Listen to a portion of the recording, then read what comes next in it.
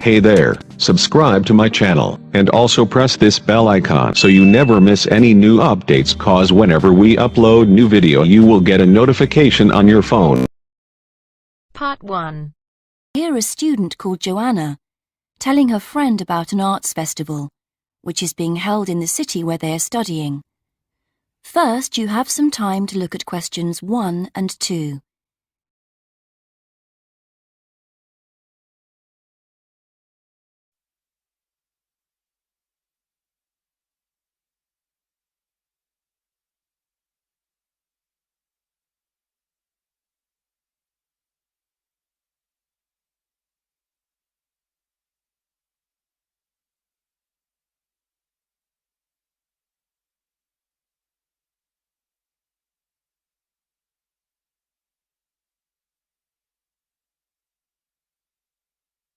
Now we shall begin. You should answer the questions as you listen, because you will not hear the recording a second time. Listen carefully and answer questions 1 and 2. Hi, Joanna. Where have you been? Hi, Dave. I had to go into college to return a DVD I'd borrowed from the library. Oh, right. But while I was there, I got some information about the City Arts Festival that starts next week. Oh, yeah? I saw a poster advertising it somewhere. Yeah, and I picked up this leaflet from the library. It gives you the website address. So as I was there, I logged on to get more information. Actually, although they've got the full programme of events fixed now, you can't book online, which seems strange. There's a number to phone, though. And are there student discounts? I guess so, but I didn't notice. Anyway, there are 3 things I'd like to see. An Italian film, a rock concert, and an art exhibition. Oh. The exhibition's free, and you don't need to book, so I'll definitely go to that. But I'm going to get tickets for the film in case they sell out. Good idea. You can always buy concert tickets at the door, because that's in a really big hall. Right.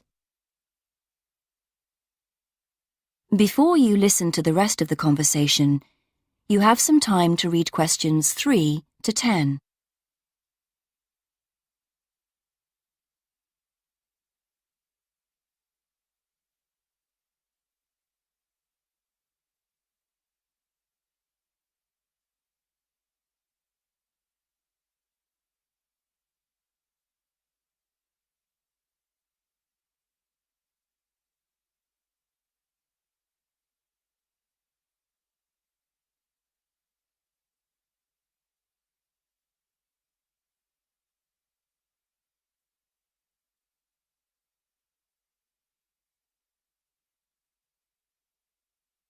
Now listen and answer questions 3 to 10. So, when does the festival actually start?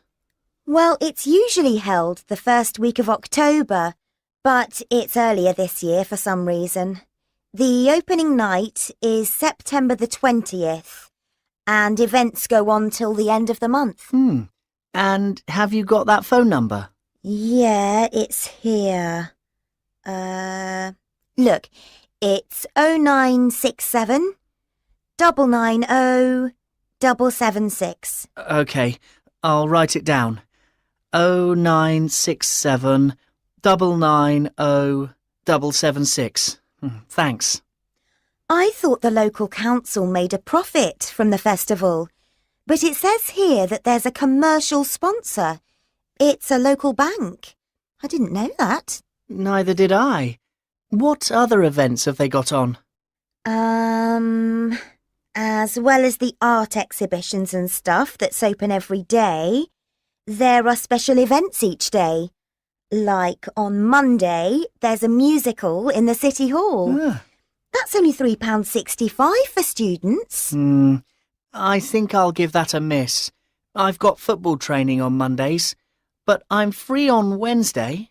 There's a jazz band on then, and that's only £2.50 for students. Sounds good. Is that in the City Hall too? We could go. Well, I'm busy actually, but it's at the sports centre if you're interested. Oh, right. Thursday's the cheapest event, only £1.25 for students, and it's on in the library. Can you guess what it is? Probably the college choir. Actually, no. They've not been asked, apparently. Oh. No, it's a poetry evening. Isn't there any modern dance on anywhere? On Friday. That's at the college. It's quite expensive, though. £15 for adults and £12.75 for students. Oh, yes, that is a lot. If I'm going to spend that much, I'd prefer to go out on Saturday. Yeah, me too. But on Saturday night, there isn't live music or a party or anything. Just the fireworks in the city park. And that's only £1.50. Yeah, that'd be good. That is the end of part 1. You now have half a minute to check your answers.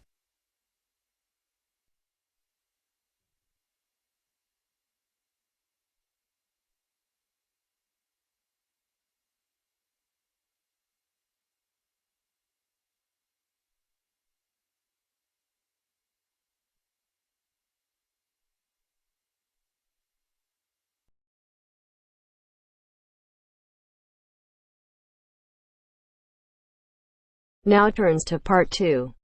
Part 2. First, you have some time to look at questions 11 to 16.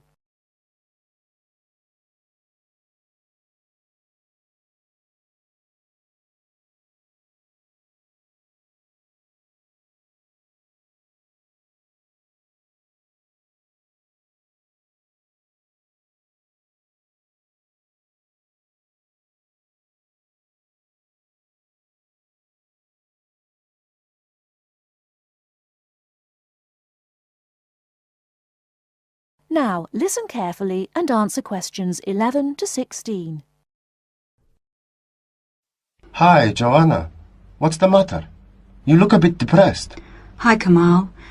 I've just been reading this article in the newspaper about how difficult it is for sociology students to get a job after they graduate. They always want people with work experience. How do you get work experience if they won't give you a job? It's an impossible situation. Yes, I know. It's a real problem. And the article says that some people spend a year or more living at home, doing unpaid voluntary work just to get something to put on their CVs. Really boring stuff like photocopying and addressing envelopes. I don't want to do anything like that. I want a real job. It's the elections for the Students' Union committee posts next month here at the university. All the positions are up for election. Academic officer, sports officer... What's your point? And the position of Equal Opportunities Officer is coming up for election. I'm still not sure what you're getting at. Why don't you stand for it? The post starts in June. You're well known at the university, and I think you would be good at it. Equal Opportunities Officer? That sounds great. Isn't that the Students' Union Officer who promotes equality within the university? Yes, that's right. They raise awareness of equal opportunities for everyone in the university and promote the issue around campus. I'd love to do something for women on campus, but what about my studies? It's a paid sabbatical post. Sabbatical? Yes. That means you take a year off and then start your studies again. Meanwhile, you get really good work experience and you can earn money at the same time. That sounds really interesting. But how do I get elected? You go to the Students' Union, fill in an application form and just give it to the union. Then, I guess, you need to put together a manifesto and try to get people to support you.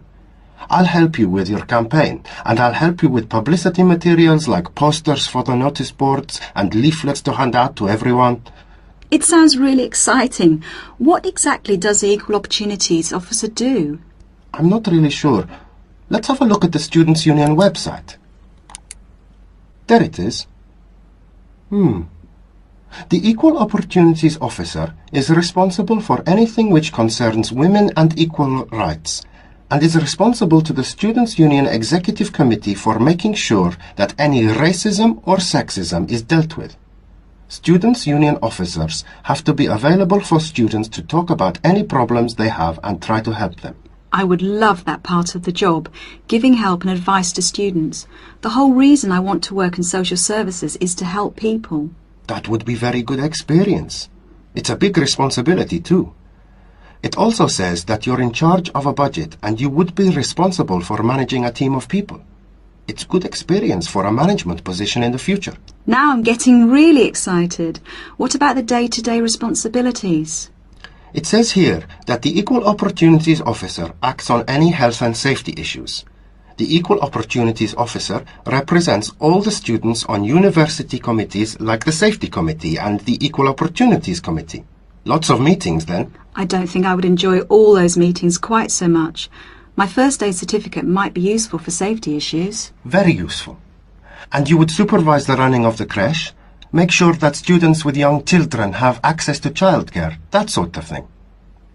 Oh look, the Equal Opportunities Officer also has responsibility for the university bus service. Perhaps I could even get it to run on time. No, don't be too ambitious. We have to get you elected first. Let's take a walk to the union office. Maybe we can meet the Equal Opportunities Officer and talk to her about the job. Great, let's go.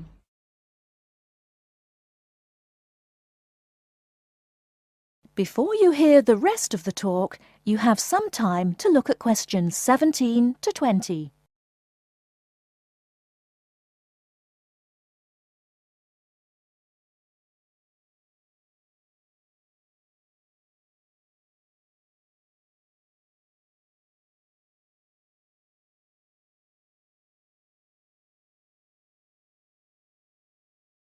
Now listen and answer questions 17 to 20.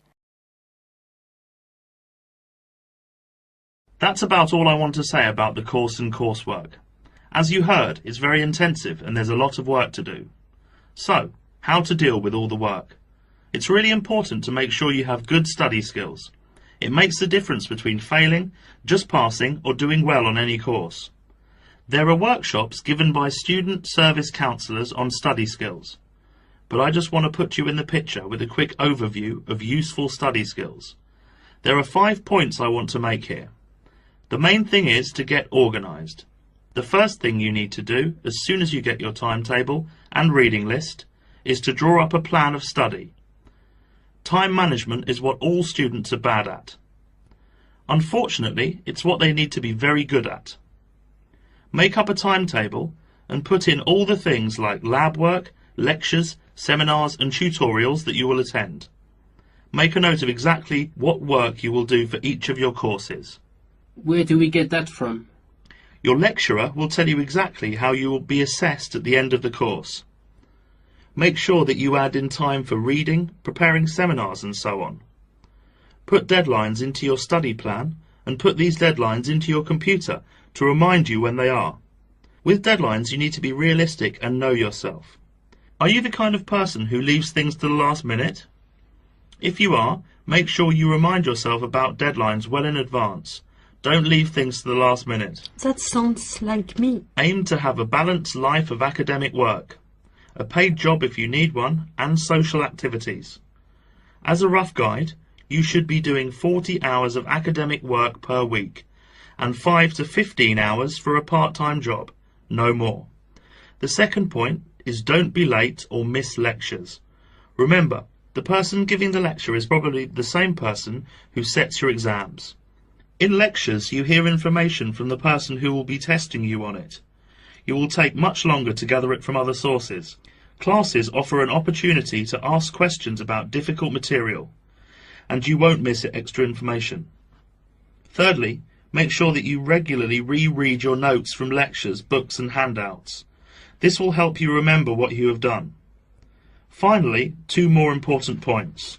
We expect you to work long hours on your own. The information we give you in tutorials and lectures is just a starting point, often comprising the main points of themes of the subject. After this, it's up to you to go into detail about the topic and be familiar enough on certain points to give a seminar on it if asked. The next and last point is this. You need to think about what you read and any information you get on a topic. We're looking for students who can evaluate material critically, students who can think critically. Students who simply read and remember information do not make as good progress as students who think about the subject and form their own opinions on it, based on looking at the subject from all points of view. So we are not just learning facts and figures. Facts and figures are an important part of learning, but not the most important thing.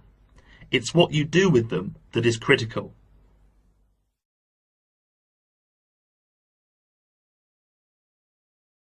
That is the end of part 2. You now have half a minute to check your answers.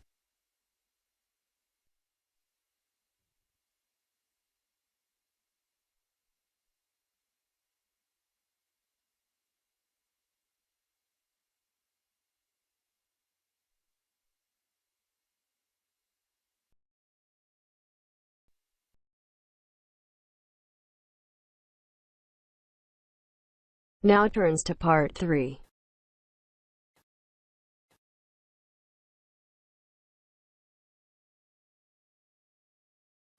You will hear two students called Jimmy and Kathy talking to their tutor about the current research paper. First, you have some time to look at questions 21 to 25.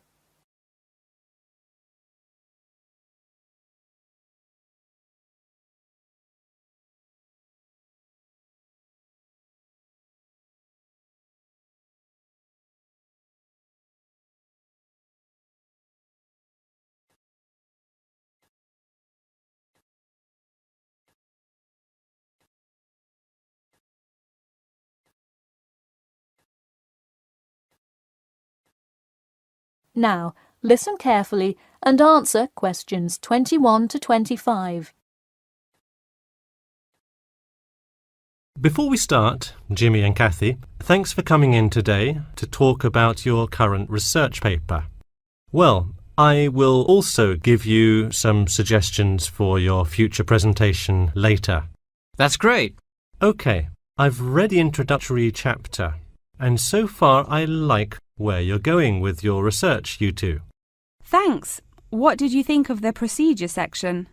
I haven't got there yet. I'll get to that and the results and discussion section in a bit. Oh, if you haven't read the rest, are you just saying you like the introduction?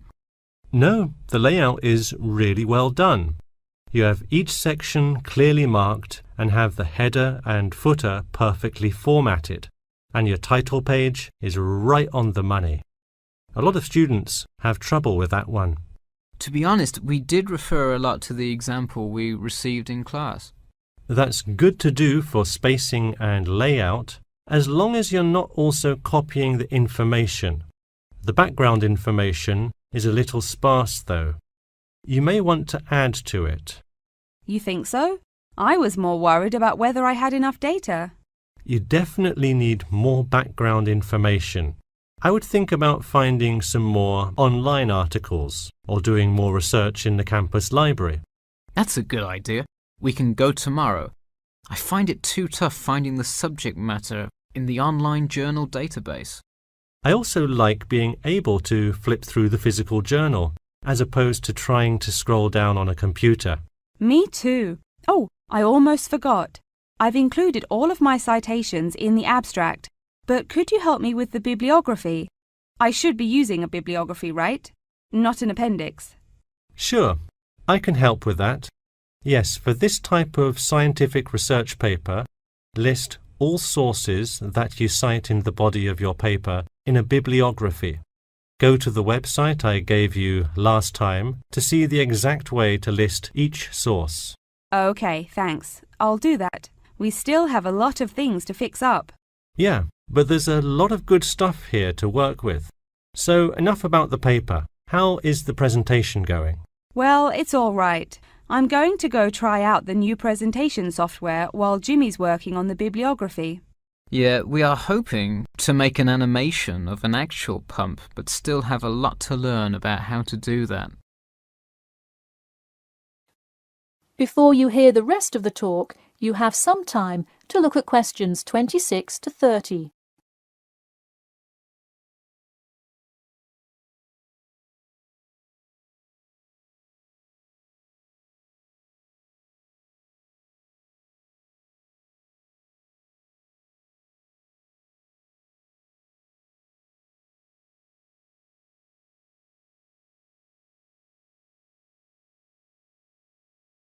Now, listen carefully and answer questions 26 to 30.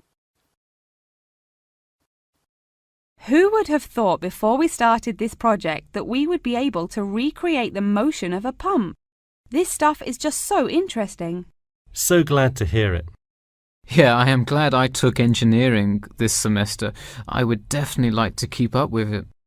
You know, there's an organisation called the Machine Engineer Society. You should look into joining it. You'd need to score well in your engineering class to qualify, but I think you can do it. Interesting. I will definitely check it out. I would really like to get in contact with some professionals in the engineering field to find out more. I don't really know anyone in the field now, though. I think if you keep meeting people in your classes and professors, you'll be able to get in contact with some really helpful people. Well said, Jimmy. If engineering pumps is something you both are specifically interested in, make sure you stay up to date on new developments. In fact, you could visit the local water treatment facility periodically to see what new developments are going on. That may be a good way to get some practical experience. Well, I don't think they would let you handle any equipment by just visiting the facility. If you really want to get your hands dirty, so to speak, I would recommend instead seeking a summer internship. Wow, you have so many helpful suggestions for getting a leg up. Now, if only you could tell me how to get my work published. Wouldn't that be nice? Well, honestly, all you really need to do is, once you have a dissertation, present it. Present it often and to many audiences, and once you get feedback, adjust it. You'll get published one day. Wow, this meeting has been truly inspiring. Thanks for your help. That is the end of part 3. You now have half a minute to check your answers.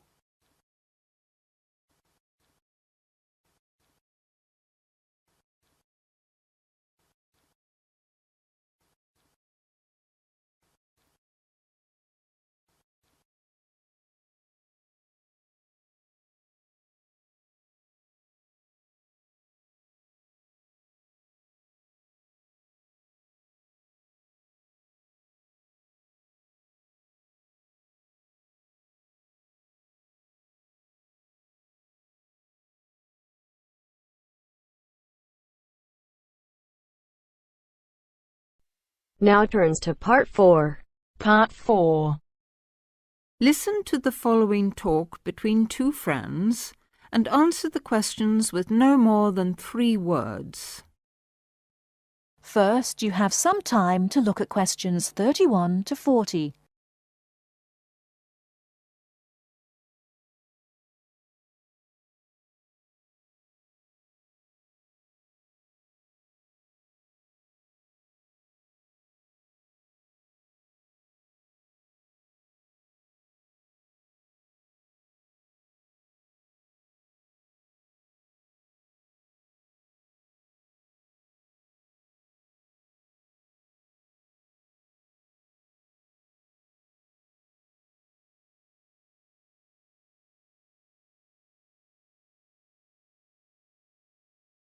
Now, listen carefully and answer questions 31 to 40.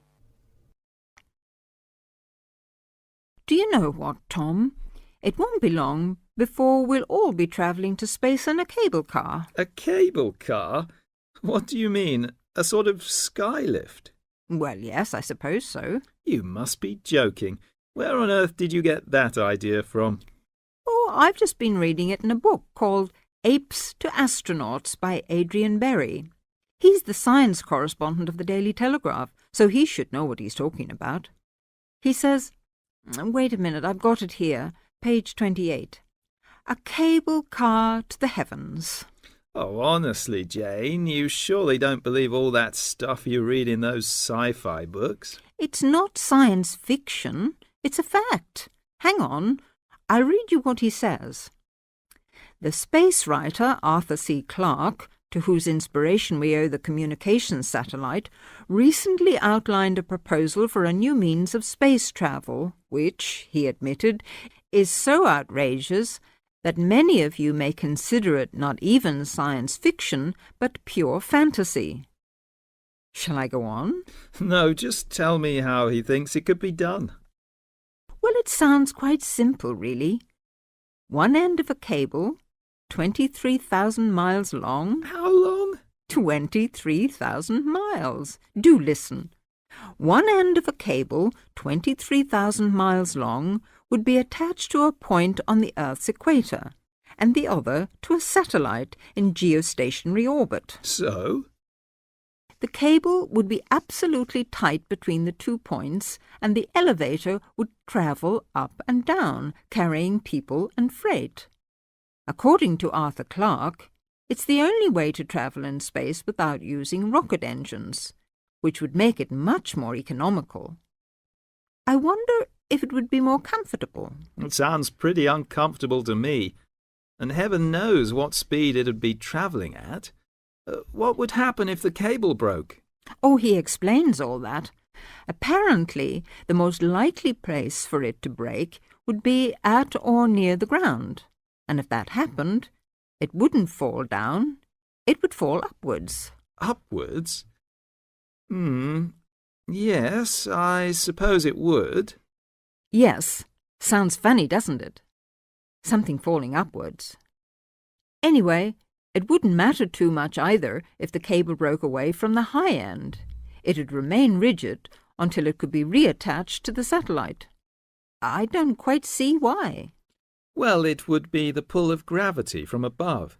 Anyway, who'd want to be stuck in an elevator attached to a rigid cable thousands of miles up in space? I suppose he doesn't say what would happen if it broke in the middle. Actually, he does.